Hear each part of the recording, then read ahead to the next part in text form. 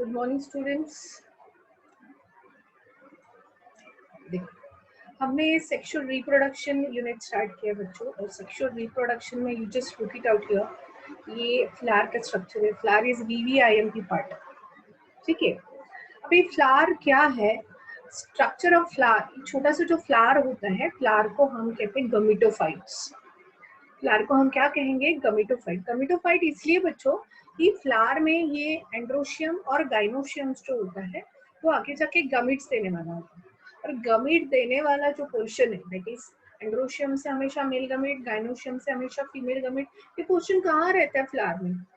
ठीक है, और हमेशा ध्यान में रखना है बच्चों, गमीट्स हैप्लॉइड होते हैं। What is the meaning of haploid? Haploid मतलब having a single set of chromosome. ठीक है, इसको मैं बाद में डिस्कस करूंगी। एनीवेज, नाउ देखते हैं बच्चों स्ट्रक्चर ऑफ फ्लावर। ये हमने पढ़ लिया है इससे पहले। It's going to be a stigma.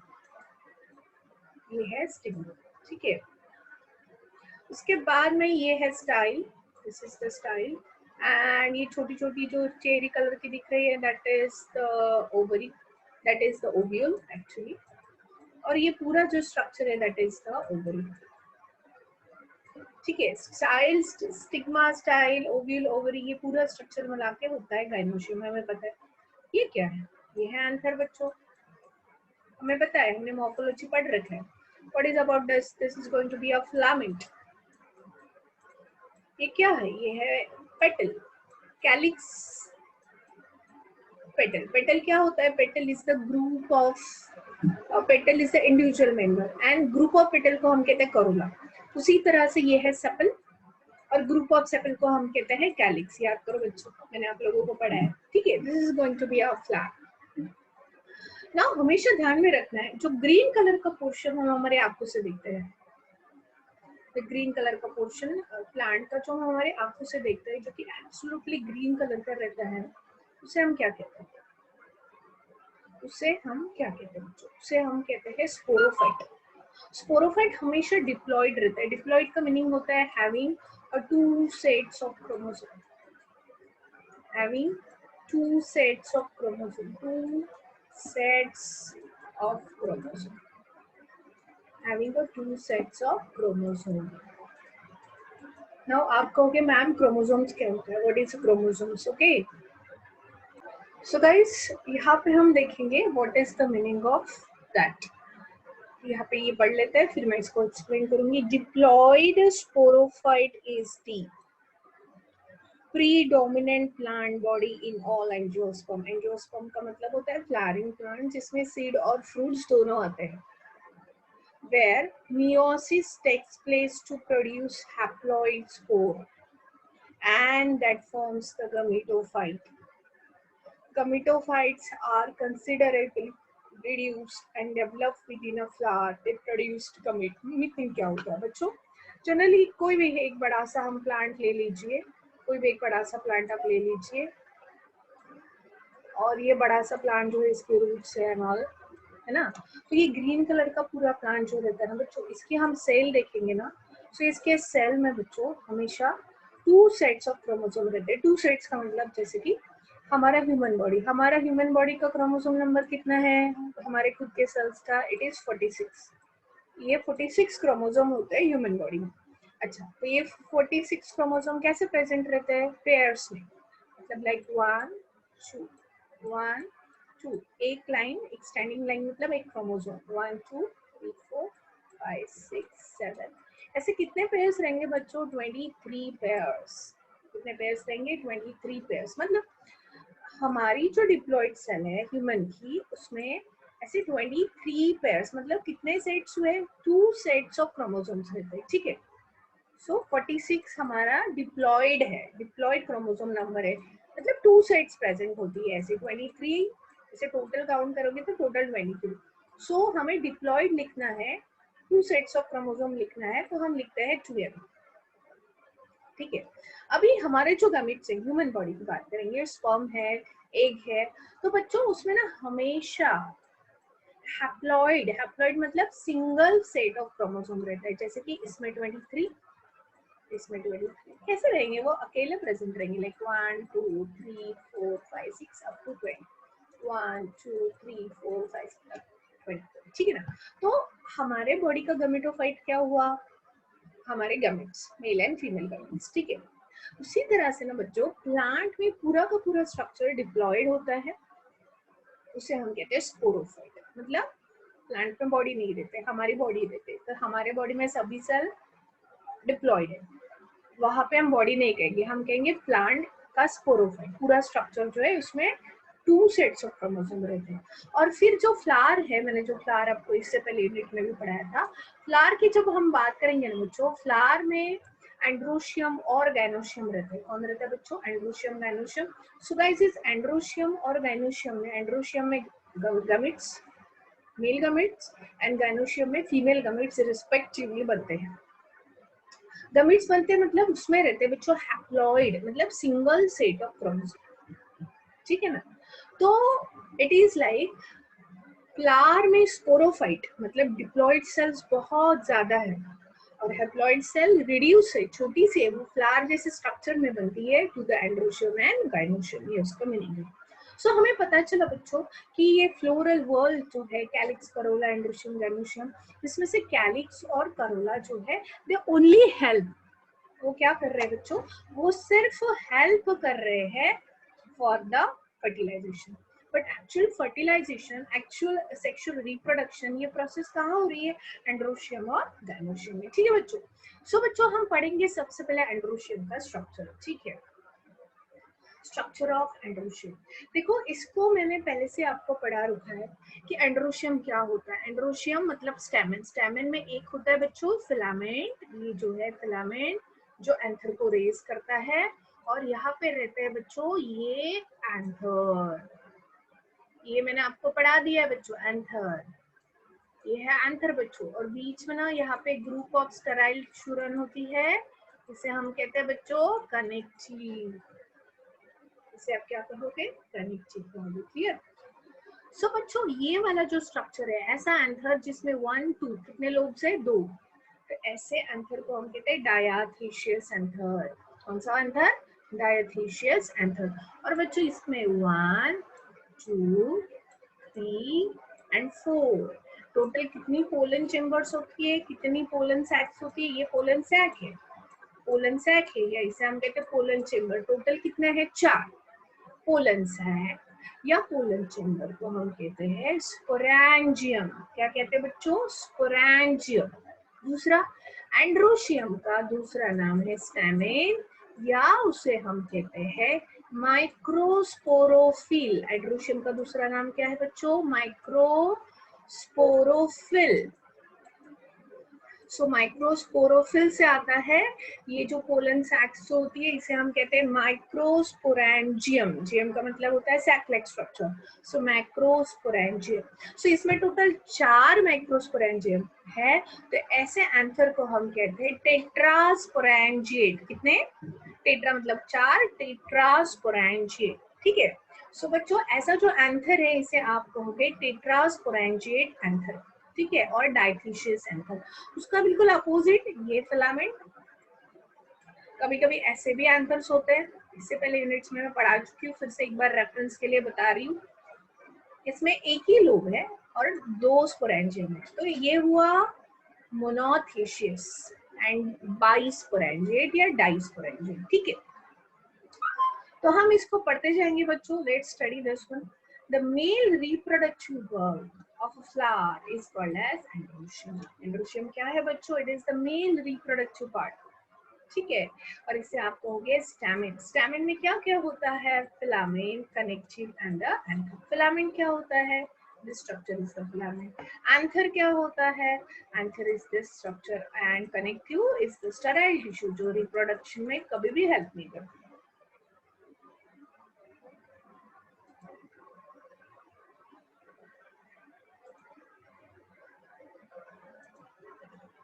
You understand guys? Okay. Now अभी हम स्ट्रक्चर पढ़ेंगे, स्ट्रक्चर ऑफ एंथर, है ना। तो स्ट्रक्चर ऑफ एंथर पढ़ने से पहले I want to tell you some very very important thing about the structure of anther. Structure of anther is known as the fertile part. Fertile part का मतलब होता है बच्चों, इससे ही आगे जाके पोलन ग्रेन्स बनेंगे, इससे ही आगे जाके मेल गमेट्स बनेंगे। तो हम कहेंगे कि एंड्रोशियम का फर्टाइल पार्ट कौन सा हुआ? तो एंड्रोशियम का जो फर्टाइल पार्ट है उसे हम कहते हैं एंथर। उसे हम क्या कहेंगे बच्चों? Anther. So let's study the structure of anther. उससे पहले जो मैंने बेसिक्स पढ़ा दिया उसको पढ़ लेते हैं। An mature stage of anther is represented by a group of parenchyma tissue surrounded by a single layer of epidermis. epidermis से ऑरेंज कलर की सेल और उसमें पोलन सैक्स होती है 1 2 3 4। ठीक है, so that's why we call it as tetrasporangiate. इसे आप क्या कहोगे? टेट्रास्पोरेंजिएट। देख सकते हो बच्चों ये कनेक्टिव, ये है बच्चों, इसको हम एक्सप्लेन करने वाली हूँ। This is going to be your pollen sac, 4 pollen sacs. Clear? Now let's I will show you some other video जिसमें हम इसे बहुत अच्छे से एक्सप्लेन कर सकते हैं, या I am going to explain you some points over here only. अभी जैसे कि सबसे एंथर जो रहता है बच्चों, उसका सबसे आउटर मोस्ट कवरिंग जो है इसे आप कहोगे एपिडर्मिस। इसे आप क्या कहोगे बच्चों? You are going to call it as epidermis. Let's zoom it out. चलो एक बार इसे देख लेते हैं। तो बच्चों आप देखना, ये येलो कलर की जो लेयर है, सिंगल लेयर, इसे हम कहते हैं एपिडर्मिस। एपिडर्मिस का क्या होता है बच्चों? एंथर को प्रोटेक्शन प्रोवाइड करना। इससे प्रोटेक्शन प्रोवाइड करना एंथर को। उसके तुरंत बाद बच्चों एक 2 3 4 लेयर्स यहाँ पे सेल्स की होती है। मैं दिखा सकती हूँ बच्चों, जैसे कि यहाँ पे 1 लेयर है सेल की, फिर ऐसी दूसरी लेयर रहेगी ना, फिर ऐसी तीसरी लेयर रहेगी, ऐसे 2 3 लेयर्स रहेंगे। सो आप देख सकते हो यहाँ पे इट इज द 1, फिर 2 है ना, फिर 3, ऐसे 3 लेयर्स का यहाँ पे ग्रुप होता है, उसे हम कहते हैं मिडिल लेयर। मिडिल लेयर का काम होता है स्टोरेज ऑफ फूड मटेरियल। ये जनरली कौन से सेल से बनती है? Parenchyma cell. इसे याद करना है बच्चों, ये मिडिल लेयर की जो सेल्स होती है वो कौन से सेल से बनती है? पैरेन्काइमा। सो फिर से बाहर की तरफ कौन होता है? एपिडर्मिस। एपिडर्मिस के तुरंत नीचे कौन होता है? Middle layer. मिडिल लेयर की कितनी लेयर्स होती है? 2 3 लेयर्स होती है। ठीक है, मिडिल लेयर्स में कौन सी सेल्स होती है? Parenchyma sales. पैरेन्काइमा सेल्स का काम क्या होता है? Storage of food material. क्या काम होता है बच्चों? Storage of food material. Clear है यहाँ तक के? Now what is the next thing? Next thing is तुरंत उसके नीचे देखो, यहाँ पे एक लेयर दिख रही है सेल की, वेरी डार्क कलर है ना। इस सेल्स को हम कहते हैं टपेटम सेल। कौन सी सेल कहेंगे? Tapetum cells. टपेटम सेल्स से भी पहले, इस टपेटम सेल से भी पहले देखना, इसके ऊपर सबसे बाहर वाला हिस्सा एपिडर्मिस, उसके बाद में मिडिल लेयर, और जस्ट उसके नीचे और एक सेल्स रहती है जिसे हम कहते हैं एंडोथीशियम सेल। सो जैसे कवरिंग की बात करेंगे ना बच्चों, मैं यहाँ पे और अच्छे से दिखेगा, ये है एपिडर्मिस, उसके बाद में ये हुआ मिडिल लेयर, और यहाँ पे ये वाली सेल्स जो है ये एंडोडर्मिस। एंडोडर्मिस सेल की खासियत क्या है पता है बच्चा? एंडोडर्मिस या एंडोथीशियम कहेंगे। इसमें ना जैसे कि सपोज मेरे पास में हम लॉन्जिट्यूडिनल सेक्शन, ये मेरे पास में एंथर है, ठीक है, सोच के चल रही, ये एंथर है। सो गाइस, इसके सबसे बाहर वाली सेल्स कौन सी रहेंगी बताओ? इसकी सबसे बाहर वाली सेल्स रहेंगी एपिडर्मिस। ये ब्लू कलर की सेल्स कौन सी रहेंगी? Middle layer. और फिर उसके डाउनवर्ड्स कौन सी सेल रहेंगी? Endothecium cell. और फिर उसके नीचे कौन सी सेल्स रहेंगी? उसके नीचे सेल्स रहेंगी जिसका नाम है टपेटम सेल्स। और टपेटम सेल्स के नीचे ढेर सारी सेल रहेगी जिसको हम कहते हैं स्पोरोजिनस टिश्यू। तो बच्चों इसमें से थर्ड लेयर जो है, सबसे पहली वाली लेयर एपिडर्मिस, दूसरी लेयर मिडिल लेयर की, तीसरी लेयर जो है वो है एंडोथीशियम। गाइस ये एंडोथीशियम की सेल जो रहती है ना बच्चों, वो हाइग्रोस्कोपिक होती है। जब भी एंथर मैच्योर हो जाता है, ये वाटर को एटमॉस्फेयर से एब्जॉर्ब कर लेती है और ये सेल फूल जाती है, एंडोथीशियम की सेल। और एंडोथीशियम की सेल फुलने से ये एंडोथीशियम की जो वॉल है वो ब्रेक हो जाती है आफ्टर मैचुरेशन। और ये देखो टूट जाती है। डेहिसेंस होना मतलब ब्रेकिंग ऑफ एंथर। और ये देखो ऐसे एंथर रिलीज होने लगते हैं। कौन रिलीज होने लगते हैं बच्चों? Look, this is going to be a clear. So ये एंथर जो है ये रिलीज होने लगे, ठीक है। सो ऐसा क्यों हुआ? बिकॉज सबसे पहले कौन ब्रेक हुआ? एंडोथीशियम। तो एंडोथीशियम के नीचे ये देखो मैंने ये जैसे लेबल किया, ये है tapetum. Tapetum is the nutritive tissue. Tapetum कौन सी सेल है? न्यूट्रिटिव टिश्यू, जो नरिशमेंट प्रोवाइड करती है। सेंटर में ये देखो, सेंटर में ढेर सारे सेल्स हैं। ये जो सेल्स है इसे हम कहते हैं स्पोरोजिनस टिश्यू। इसका ही डिवीजन होके आगे बनने वाला है पोलन ग्रेन्स। आगे कौन बनने वाला है बच्चों? Pollen grains. सो हम स्ट्रक्चर ऑफ एंथर को फिर से दोहरा रहे हैं बच्चों। सबसे पहले सबसे बाहरी हिस्से में कौन है? 1 minute guys, I'm going to rub this one for you.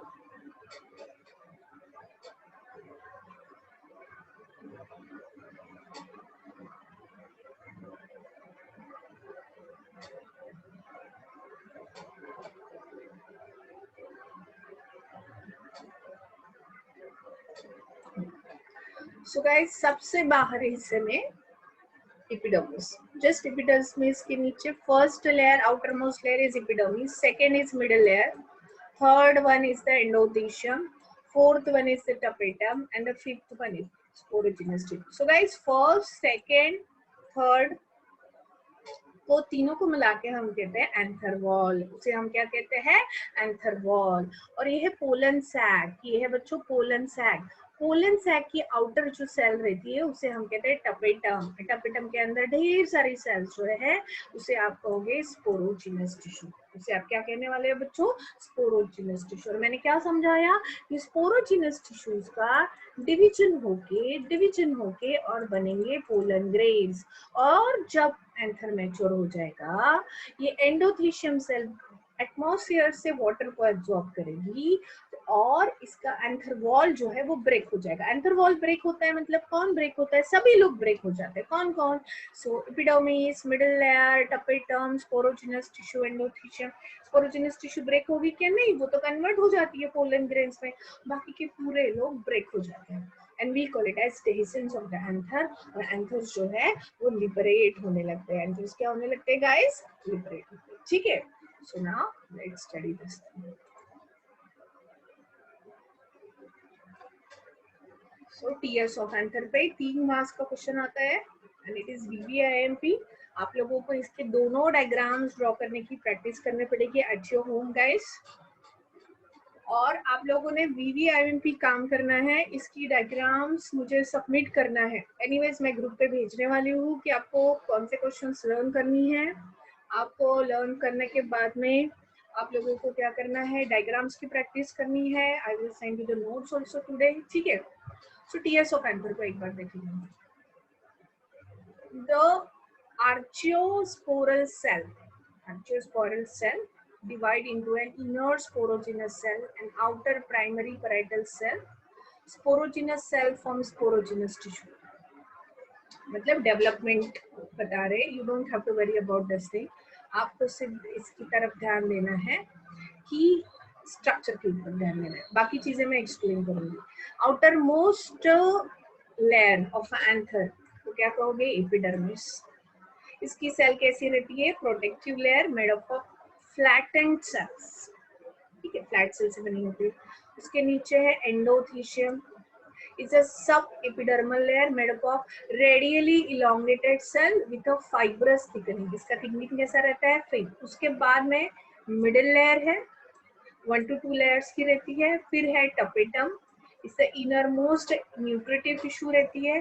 और उसके बाद में है स्पोरोजिनस टिश्यू। कौन सी टिश्यू रहती है बच्चों? Sporogenous tissue. कौन सी tissue? Sporogenous tissue. I think यहाँ पे हम करेक्शंस कर लेंगे बच्चों फिर से एक बार। यहाँ पे 1 टाइम फिर से करेक्शंस कर लेते हैं। What are the corrections? Very first thing, बाहर का सबसे बाहर वाला टिश्यू एपिडर्मिस, 2 नंबर पे है एंडोथेशियम, 3 नंबर पे है मिडिल लेयर, उसके बाद में है टपेटम और सबसे इनर मोस्ट जो है फिफ्थ वो है स्पोरोजिनस टिश्यू। यहाँ तक के समझ में आया सब लोगों को guys? You all understand up to this? So ये हुआ ये हुआ TS of anther, TS of anther. अभी देखो एंथर में ये जो सेल्स है, ये सेल स्पोरोजिनस सेल, इस स्पोरोजिनस सेल को हम कहते हैं स्पोरोजिनस मदर सेल। और ये स्पोरोजिनस मदर सेल का कन्वर्शन होता है माइक्रोस्पोर में। किसमें होता है बच्चों? माइक्रोस्पोर। माइक्रोस्पोर को हम कहते हैं पोलन ग्रेन। माइक्रोस्पोर का दूसरा नाम क्या है बच्चों? pollen grains. The process of formation of pollen grains or microspore inside the anther, that process is known as microsporogenesis. That process is known as बच्चों microsporogenesis. फिर से दोहरा रही हूँ, the process of formation of pollen grain या microspore inside the anther, that process is known as microsporogenesis. What kind of a process is this? It is the microsporogenesis. कैसे होगा बच्चों? अभी तो ये अमैच्योर एंथर है, इट्स अ यंग वन, अभी mature नहीं हुआ। मैच्योर होता तो इस पोलन सैक में ढेर सारे पोलन ग्रेन्स है। अभी ये स्पोरोजिनस टिश्यूज का कन्वर्शन होना बाकी है टू द पोलन ग्रेन्स। वो कैसे होगा? That thing we are interested now. Microsporogenesis का मतलब मैं समझा रही हूँ, ईच माइक्रोस्पोर मदर सेल, यहाँ पे जितने भी सेल्स है, ढेर सारे सेल्स है, इसमें से सभी सेल्स खुद को माइक्रोस्पोर मदर सेल कहलाएंगी जब वो पोलन ग्रेन्स बनाएंगी।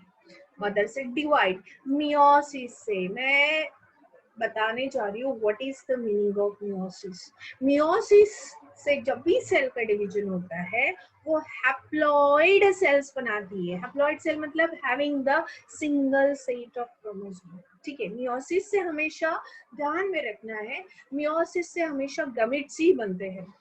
दूसरी एक सेल डिवीजन की प्रोसेस होती है वो है माइटोसिस, और माइटोसिस से हमेशा सेल की ग्रोथ होती है, वो एग्जैक्टली पेरेंट की तरह सेल्स बनाती है। ठीक है, अभी देखो ये प्रोसेस कैसे होने जा रही है। I am going to explain here.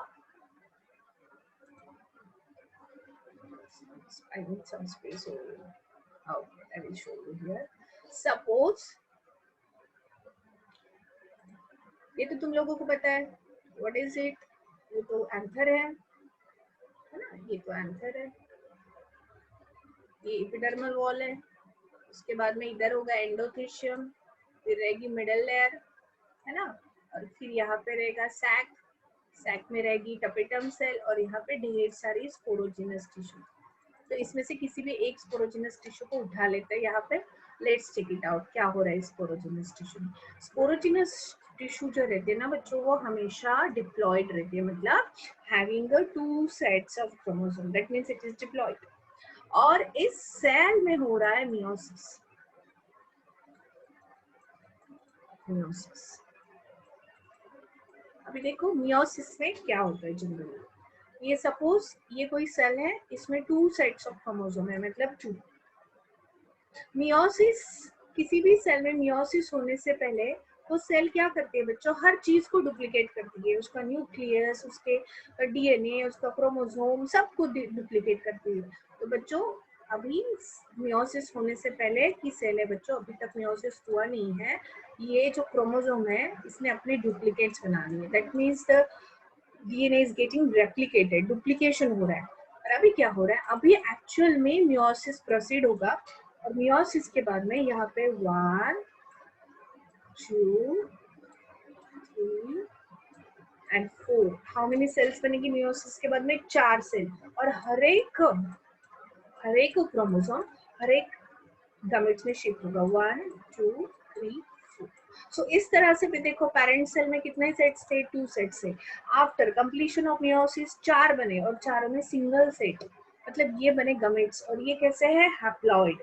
ये कैसे बच्चों? Haploid. It is actually the meiosis process. But अभी देखो, अभी हमारे केस में कैसा हो रहा है, माइक्रोस्पोरोजेनेसिस में कैसा हो रहा है? So I need to show you here कैसे हो रहा है।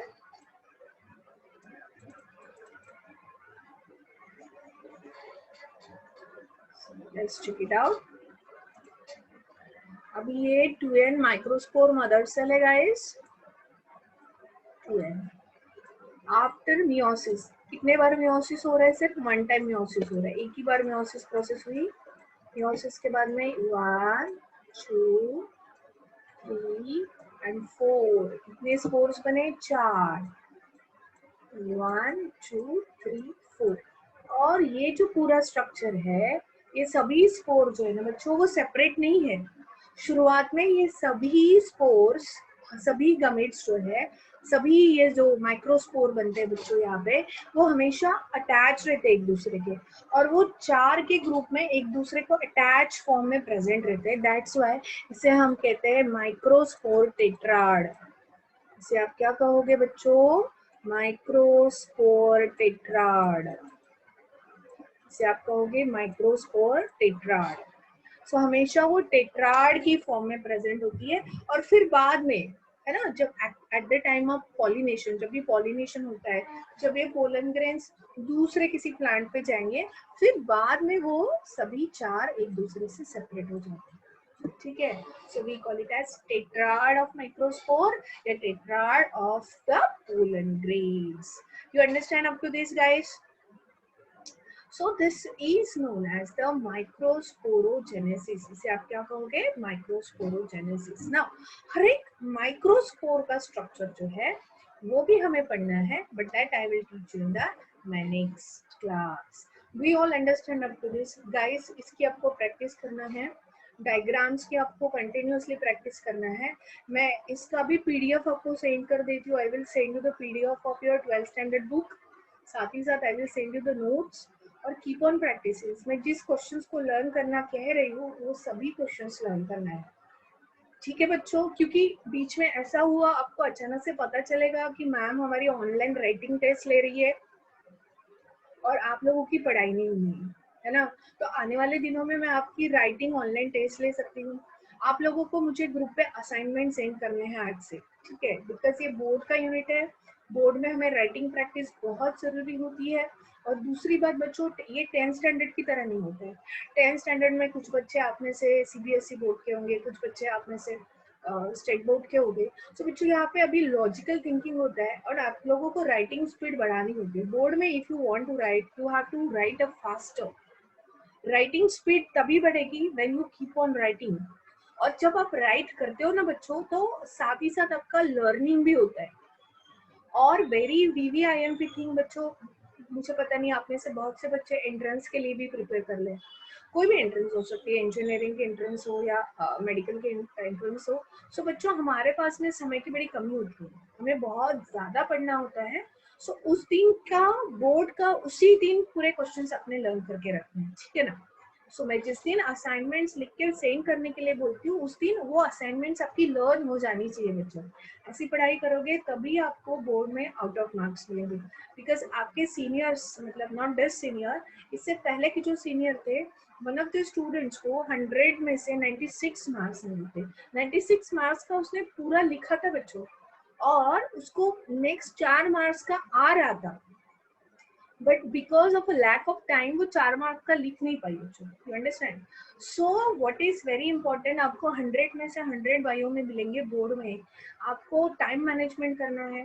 पूरा 3 घंटे का पेपर 2.5 घंटे में लिखने की प्रैक्टिस करना है, और वो प्रैक्टिस अभी से स्टार्ट होगी बच्चों। आप डेली डोज में लिखते जाओगे तो it will be highly important for you guys.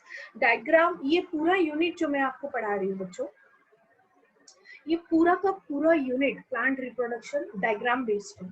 मतलब इसमें एक 4-5 डायग्राम है। एक डायग्राम आप लर्न कर लो, और आप लोग को रटने की आदत नहीं है, आप लोगों को कंसेप्ट लर्निंग की आदत है, तो बोर्ड में बच्चों सिर्फ एक डायग्राम आप ड्रॉ करोगे ना, उसके बेसिस पे आप पूरा एक्सप्लेनेशन लिख सकते हो।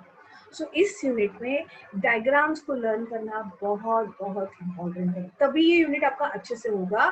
तो ये पानी में बह जाएगा ना यूनिट, तो आपके बहुत मार्क्स का इसको अच्छा वेटेज है बच्चों, इस पूरे यूनिट को।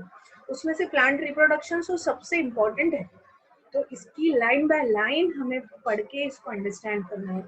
It is also very important for the NEET students, so don't ignore this unit, या हार्डे करके छोड़ना नहीं है। And once again I am telling you, we are learning the board, ठीक है ना। so take it seriously, not your 11th standard topic, ठीक है। so take it seriously and keep on writing these things, okay बच्चों। thank you for you। and हाँ, आप लोगों को डाउट सेशन में डाउट्स नहीं भी रहते हैं, but at least be there in a doubt session. मैं बहुत डिसअपॉइंट हुई हूँ।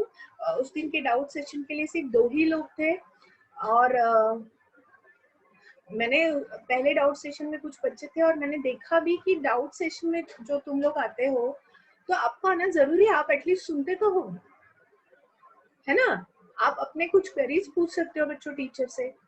सो आपको एक एडवांटेज मिल रहा है कि आप टीचर से डायरेक्टली टॉक कर सकते हैं डाउट सेशन में। सो बी देयर, ठीक है ना। अभी से इतना मैं रियली डिसअपॉइंट हूँ। अभी से बच्चों आप लोगों का इतना लाइक हो जाएगा, कर जाएगा, ऐसा रहेगा ना बच्चों। 12 is not the easy age of the 10th standard. मैं बता रही हूँ 10th स्टैंडर्ड में जो 90% लेगा ना उस वो 50 पे चला जाता है, 60 पे चला जाता है इफ वो अपने स्टडीज से लेके पर्टिकुलर नहीं है, कंसिस्टेंट नहीं है। और मैंने ये भी देखा है जो बच्चे 70, 60 या 50 ऐसे 10th स्टैंडर्ड में परसेंटेज लेते हैं और 11th 12th में वो सीरियस हो जाते हैं, डे 1 से पढ़ाई करते हैं, उनका स्कोर अप टू 90 तक के चला जाता है। ये हम लोगों का एक्सपीरियंस है। Understand guys? So be serious and keep on study. Okay, thank you very much. Next class, next video में कल भेजती हूँ। थैंक्स।